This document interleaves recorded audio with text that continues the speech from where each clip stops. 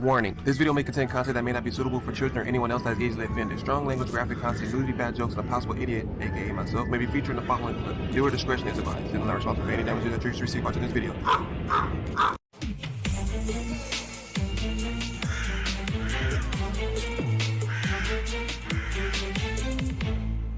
Yo, what's up, y'all?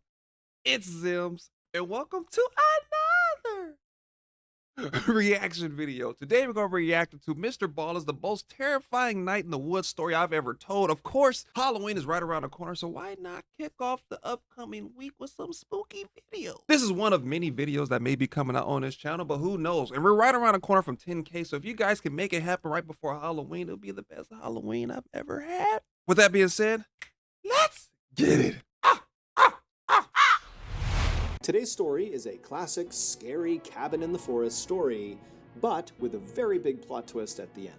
But before we get into that story, if you're a fan of this strange, dark, and mysterious delivered in story format, then you come to the right place because that's all we do, and we upload once a week. So if that's of interest to you, the next time the like button is looking to adopt a pet, tell them you just rescued a puppy and you'd love for them to adopt it. And when they say yes, go ahead and drop your puppy off, but don't tell them that your puppy is actually a hangry saltwater crocodile.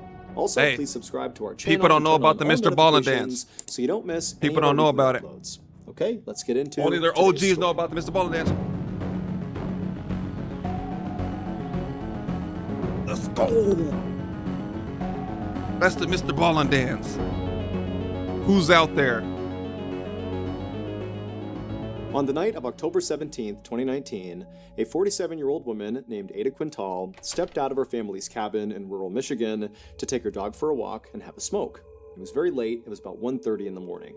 Now, this cabin where she was staying was very isolated. It was about a half-mile away from any neighbors. I know the video just started, but walking your dog at 1:30 a.m., red flag. That boy gonna have to wait or something, man. Hell no. You got permission to go in the house tonight in the middle of the woods in a cabin? Shit, look at that. Ain't no way in hell I'm going out there at nighttime. Nope. You can go ahead and learn how to use the toilet, use the carpet, but we ain't going out there, my boy. Ada actually enjoyed the solitude. You know, she was surrounded on all sides by forest and swamps, and the wilderness actually made Ada feel a lot safer than when she was back home in the densely populated Detroit area where she lived full-time. And this was because just a few months earlier, when she had been back home in Detroit, she had been the victim of an unprovoked attack. She had been out in the city around all these people in broad daylight, and this guy came up to her and just jumped her, broke her nose, gave her a concussion, and then ran off. But the scariest part of this attack was not the fact that she had been brutalized. It was that this guy did not appear to have any reason to attack her. He didn't know Ada, and Ada had not been robbed or anything. It was like he just randomly identified her and attacked her. And the guy had never been caught. And so this ordeal had had such a profound impact on Ada that it really began to affect her health, both mentally and physically. She started to just kind of decline. And on top of that, she had been laid off from her engineering job. And so now she was unemployed and seriously depressed. And so recently, when Ada's uncle had called her and offered to pay her to come out and live in this two-story family cabin and fix it up for the winter, Ada had jumped at the chance. I mean, not only would this solve her unemployment issue, but also she loved this cabin. It had been in her family for 75 years, and some of her fondest childhood memories were in this cabin.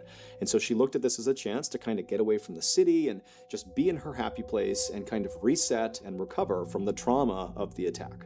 And so for the past week, Ada and her boyfriend had been staying in this cabin and doing small repairs and cleaning it up. But 2 days earlier, her boyfriend had had to leave and go back to the city where they were actually fixing up another property, a condo. And so now it was just Ada and her dog. But that was totally fine with Ada. She liked being out here by herself, so this was no big deal. But tonight, she was feeling frustrated because she couldn't sleep. About an hour earlier, she had taken a pill to help her sleep, but so far it hadn't worked, and so she was feeling kind of wired and anxious. And so she had decided to go on a walk with her dog in hopes that that would clear her mind and allow her to finally get some rest. Now, these roads that surrounded this cabin were kind of small and zigzaggy, and there weren't any street lights. I mean, this is not exactly a good place to go for a nighttime walk. But Ada knew this place like the back of her hand, and she also carried a 9mm pistol in her pocket, there we go. Just for protection. And so after walking for a few minutes down one of these dark, winding roads, Ada's dog stopped to relieve himself on a bush.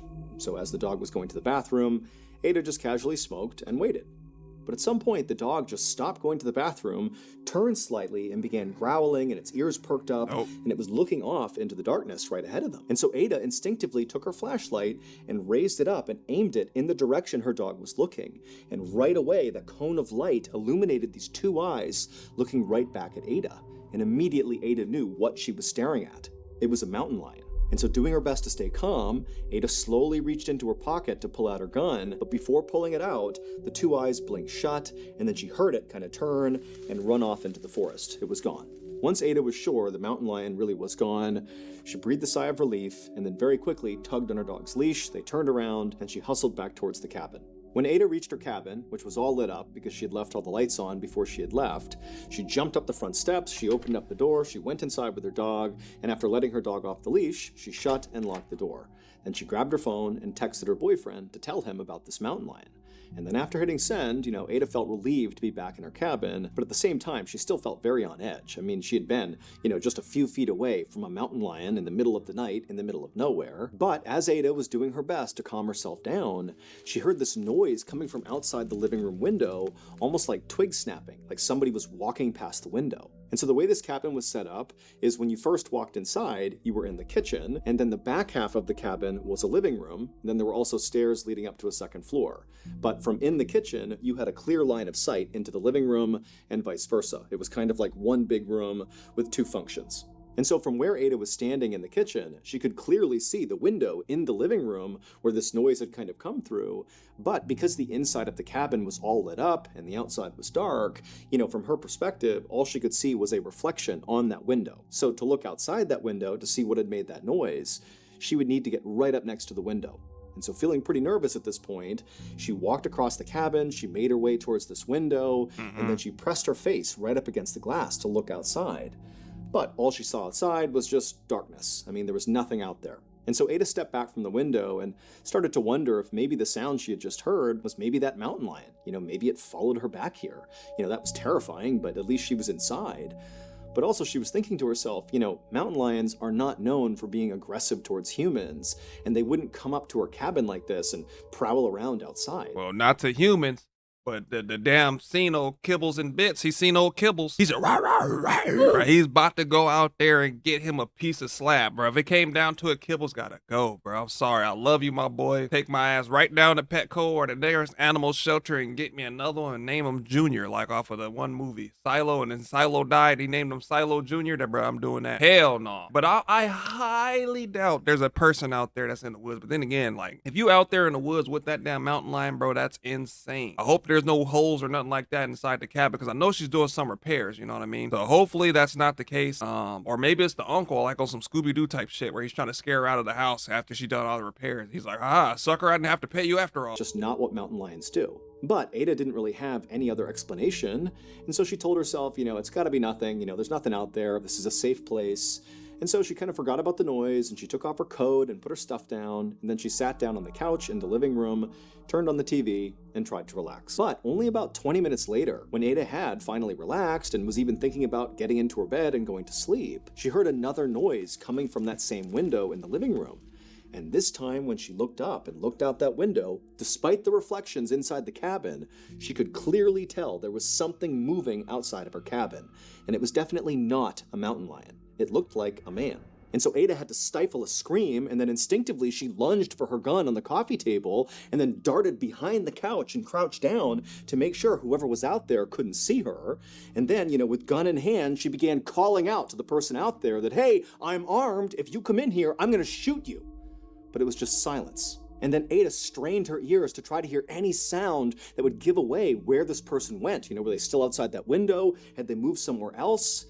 But all she could hear was the sound of the wind whipping outside and an owl hooting off in the distance. But then, right as Ada was starting to wonder, did I really see somebody out there? Is this all in my head? That's when she heard the distinct sound of footsteps on her front porch. And so again, Ada had to stifle a scream, and she darted to the other side of the couch, preventing the person from the front of the house to seeing her now. Then she grabbed her phone and she was dialing 911, and she was about to hit call when she stopped herself. And she began to wonder, am I just totally overreacting here? Hell no. I don't know if there's somebody out there. I could be hearing things. Or maybe it's just like an animal or something. And also, deep down, Ada knew that ever since that attack in Detroit that summer, that basically everything scared her. And she was starting to wonder if maybe she was just being totally paranoid and there was nothing going on. And she didn't want to embarrass herself by calling 911 and having them come out here and finding nothing. And so Ada decided she would call her boyfriend, and so she called her boyfriend, and as the phone is ringing, she's listening intently for any other footsteps outside, but she can't hear anything. And then her boyfriend, he didn't pick up. It's also like 2:30 in the morning at this point, but her boyfriend doesn't answer. And so after that, she tries calling one of her friends, and her friend does pick up. And right away, Ada just began telling this friend about all the things that had happened that night, from going out and seeing the mountain lion and then coming back in, hearing the sound, and now hearing the footsteps on the front porch. And, she was worried that maybe she was just making it all up, but she was still really scared. And even though Ada was trying to be composed as she was telling her friend, her voice began to crack and she began to cry because she really was scared. And the friend just said, look, I'm going to call the police on your behalf. It seems like it's worth having them come out just to make sure you're really okay. Give me the address and I'll tell them where to go. And so Ada would give her friend the address, but she told the friend, thank you, but do not call right now. Just please stay on the phone for a minute and let me just do a quick investigation. Let me look out the windows, and just really make sure that this is nothing before you call the police. And so the friend said, okay, look around, but then I'm calling the police. And so with her phone and her gun in hand, Ada very carefully crept out from behind the couch, keeping a low profile, staying below the sight line of all the windows.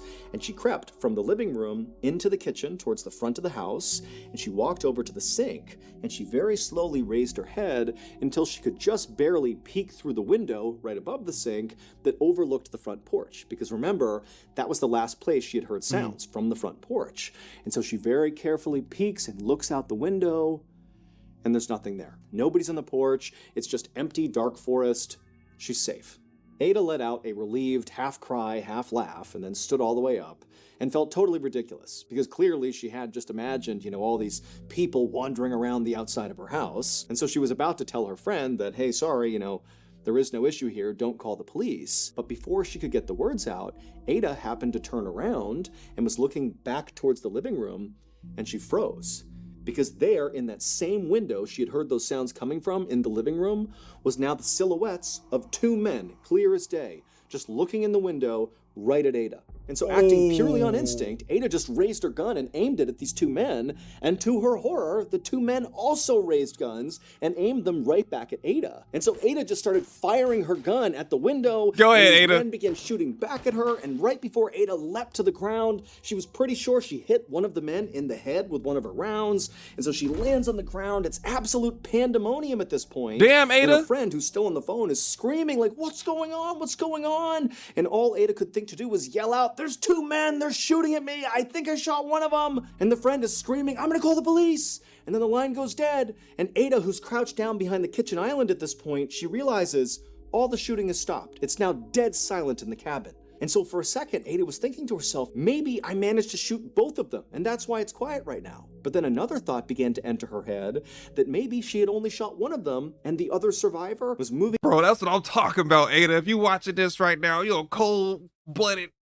That's what I'm talking about. You be seeing people like, oh, they got a gun, they don't use it, they don't know how to use it, they scared to use it. That girl Ada said, do what Ada does, man. Open fire and ask questions later, consequences later. Your life is on the line. I want to know what happens next. Moving into position to maybe ambush her. And so as she's running through what she's gonna do, she hears this horrible, loud thumping sound right above her in the second floor of the cabin. Wait, what? Now, Ada knew at this moment she should just get her dog and run. Because if this second shooter has survived and has now come into her cabin and is upstairs, that means the forest is now clear and she can make a run for it. But as she sat there by the island, still clutching her gun, in this beloved family cabin of hers, she began thinking about the fact that ever since that attack in Detroit over the summer, that had totally wrecked her life and made her scared of everything. And so as she heard the sound of whoever this was marching around in her second floor, she made a decision. She was going to stand her ground and fight. And so she took a deep breath, she stood up, and with gun in hand, she made her way to the stairs and began to go up. The police arrived at the cabin about 30 minutes later because Ada's friend did call the police, and she warned them that as far as she knew, there could be at least 2 gunmen there, and maybe Ada had shot one of them. She wasn't sure. And so when the police arrived, they showed up, guns drawn, and they walked up to the cabin and they searched the outside, but there was nobody out there. It was silent. And then when they made entry into the cabin, they saw clearly there had been a shootout. I mean, there were bullet holes all over the place, broken windows, but after searching the cabin top to bottom, they didn't find anybody. No Ada, no shooters. However, they did find Ada's terrified dog inside of the cabin, and the dog would be just fine. Now, once the cabin was secured of any threats, the police would do another comprehensive search looking for any evidence that would kind of tell them, where Ada or these shooters had gone. And during this secondary search, they would find Ada's shoes and her cell phone on the roof of the cabin, and they would also find her gun on the ground not far from the roof, suggesting maybe she had fallen off the roof or jumped from the roof, but they were kind of located roughly in the same area. And during this secondary search, they wouldn't find Ada or the gunman, but they would find Ada's cell phone and her shoes on the roof of the cabin, and they would also find Ada's gun on the ground not far from where her shoes and cell phone had been found. But that was it. Police immediately launched a massive search in the forest surrounding the cabin, but despite looking all over the place, they could not find any signs of Ada or her attackers. What? Police checked local hospitals to see if maybe the man that Ada had shot had shown up seeking medical attention, but as far as they could tell, he hadn't. And so pretty quickly, the police theorized that maybe there were no gunmen. Maybe what really happened here is Ada's boyfriend attacked her, and he was responsible for whatever happened to her. But when police checked on Ada's boyfriend, it would turn out he had a rock-solid alibi. He had been with Ada's adult son at the time Ada had gone missing, and Ada's own son said, yes, for sure, he was with me. He did not do this. But after that, the police thought, okay, well, maybe if Ada's boyfriend didn't do this, maybe he hired other people to hurt Ada. But there was no evidence of any strange financial transactions, and as far as they could tell when they did some digging, there was no strife in Ada and her boyfriend's relationship. So there was no clear reason why he would want to hurt her. So the only thing I can see this panning out is that if Ada had some underlying medical condition, maybe she was schizophrenic. That could be one thing. Maybe she really was, or maybe it's just some kind of paranormal aspect of it that we're not. Because why would you go on top of the roof, take your shoes off, and your cell phone is up there, and your gun is somewhere on the ground? So how did your gun get from the ground and your stuff get to the rooftop? So it's like a weird turn of events of why your stuff is on the ceiling and some of your stuff is down on the ground. The man, I want to know what happened. That lead also kind of fell flat. Police would confirm that Ada was attacked that previous summer by this random guy in Detroit, and so for a little while they speculated that, maybe this guy, this attacker, who had never been caught, had maybe tracked Ada down to finish off the job. But that seemed so far-fetched and just unlikely that basically was shut down as well. And as the days passed, the evidence that was coming in only made the case more confusing. For example, there were all these bullets fired during this big shootout in the cabin, and when they examined the actual bullets they extracted from the walls and the floor and the ceiling, they were all from Ada's gun. However, outside and inside the cabin, they found all these different shell casings, suggesting that those bullets had been fired from different weapons, i.e., maybe the attacker's weapons. And so as the weeks passed by and Ada and her attackers were not found, people began to speculate that, maybe this was all an elaborate setup by Ada just so she could disappear. Or other people thought maybe she was abducted by aliens. I mean, there were lots of theories surrounding this, but basically nobody knew what happened. And then pretty soon, the case just went completely cold. What about the mountain lion? That is until December 21st, 2019, so about 2 months after Ada's disappearance. And on that day, Ada's family decided to drain a pond that was near that cabin in the woods. At this point, the family was so desperate for closure that they were prepared to do just about anything to find Ada and to figure out what happened to her. And so even though this pond had previously been searched by the police, they drained this pond, and sure enough, they find Ada. She was deceased, and her body was found about 300 yards away from the cabin, and she was covered in only about a foot of water. Now, initially, the speculation was, well, here you go. She must have been chased out of her cabin by these attackers, and she was shot and killed, and this is where she fell. But after a quick examination of her body, it was clear she had no bullet wounds on her anywhere. In fact, she didn't even have any bruises on her or any major scrapes or cuts or anything, so it didn't even seem like she had been in any sort of physical struggle at all before she died. In fact, unless she had drowned, it really just seemed totally unclear how she had died. It was not until the medical examiner did Ada's autopsy that all this baffling evidence began to make sense. It would turn out, in the wake of that horrible random attack that Ada had suffered over the summer, that Ada was actually doing far worse than she let on to her family and friends. She had basically begun to cope with her trauma and anxiety with substance abuse. And so on the night that she had died, she was likely feeling totally stressed out and anxious, and she couldn't sleep as a result. And so she had taken some Valium, which is a fairly strong sedative, and also some anti-anxiety medication. But after taking those pills, she still wasn't tired. And so that was when she decided to, go out for a walk with her dog, to clear her head, and have a smoke. But it was not cigarettes that she was smoking.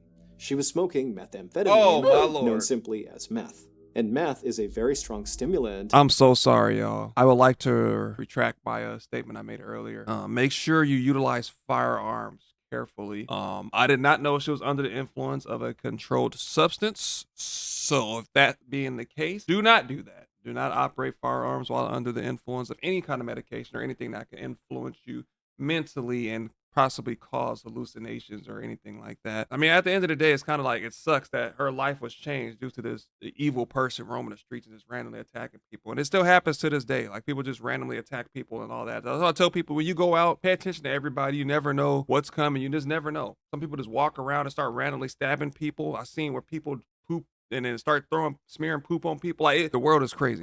Because it makes them feel very strong and confident and alert, which for Ada was a powerful antidote to the helplessness she was feeling all the time from the attack she had suffered that summer. But one of the many downsides of meth is that it can make you extremely paranoid. And so during her walk that night, as she's smoking meth, she sees a mountain lion, which terrifies her. And then after the mountain lion trots off, it was like that jolt of adrenaline and fear from seeing the mountain lion didn't subside because of smoking meth. It was like the meth sent her into this paranoia overdrive that she couldn't escape from. And so when Ada went back inside of her cabin, she very likely did see people in her windows. But almost certainly it was just her own reflection. But again, she's in this meth-induced paranoid state. And so instead of realizing it was her own reflection, she thought it was like intruders coming to get her. And before long, she'd raised her gun and thought the people outside were raising their gun back at her. But again, it's just her reflection. And so when she was shooting, she was basically having a shootout with herself. And then as for, the strange noises she was hearing, like the footsteps on the second floor, very likely those were just natural sounds kind of happening outside. She's out in the middle of a forest. There's lots of noises that are totally natural at night. But again, she's in this paranoid state, and so she went upstairs to confront the person, and then didn't see anybody, and then police theorized that she must have, climbed out onto the roof to hide from these attackers, and then at some point, for reasons unknown, she leapt from the roof or climbed down or something, leaving behind her cell phone and shoes on the roof. She left her gun on the ground, and then she ran off into the forest, where she ultimately collapsed, 300 yards away in a foot of water, where she died not from drowning, but from a combination of hypothermia and also a toxic combination of drugs in her system. And so in the end, the danger that Ada was trying to escape was in her own mind. Wow, what a story. That's some scary stuff. I don't want to begin to imagine what it's like to be paranoid and to be able to see things and have hallucinations. I don't want to see it. I hate being in the middle of nowhere. I know some people love it. Like, they love being out in the middle of nowhere. They love being out in the woods. I'll do it if I got like 5 or 6 people with me, but just to be on my own doing that, hell to the no. I don't be in the woods like that to know what's natural and what's unnatural. I'm not about to sit there and think about it like, Aaron, no way. You got to give me a gun or something, my door stand locked, and I probably won't even sleep. As soon as a branch or something hit the window or something, I'm not sleeping. Like, having a dog there might help it a little bit, but sometimes dogs make it worse. You be sitting there watching TV and dogs be like, ooh. But hey, bro, you better take your ass to sleep for all that. Like, hey, we ain't doing that tonight, buddy. You about to be outside with the rest of them, the mountain lions and stuff. You keep doing that. I used to hate when my dog did that. It'd be nighttime. Be watching horror movies. I'm like, all right, it's time to go to bed. Dog be like, like, all right, bro, you gotta go ahead and get out. You about to go in my mom's room. You gotta go, boy. But I'm gonna end it right here, guys. This video is by Mr. Ballin. So if you guys haven't already, make sure you swoop down the description box, click on the link and watch this video in entirety, because I'm gonna be pausing, stopping, and talking through the whole thing. If you guys are new to the channel, my name is Zems, and welcome to the Crow's Nest. Thank you guys for watching, and I'll see you guys next time. But no one told you today, I love you.